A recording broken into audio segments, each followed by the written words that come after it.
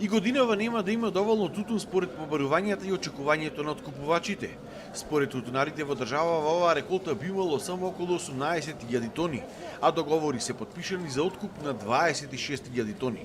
Тутунарите бараат покачување на договорените цени, затоа што велат ако продолжи овој тренд, идната година немало да ги има ниту овие 18.000 тони, а во опасност е и целосно напуштање на оваа гранка од страна на земјоделците поради нерентабилност.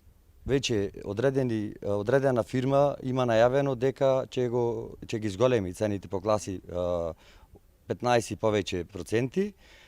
Ние очекуваме дека и останатите фирми ќе ја следат таа фирма, дека сите фирми ќе го покачат тутуно, затоа што доколку не се покачи тутуно, в година ќе се соочиме со уште помалку, што значи ќе дојде до уништување на тутунопроизводството.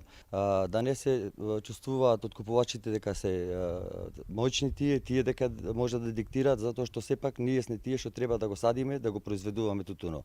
Никој, мислам дека за оваа цена и за без пари нема да го сади тутуно. Тутунарите велат дека производствената цена на килограм тутуну во моментов била околу 240 денари.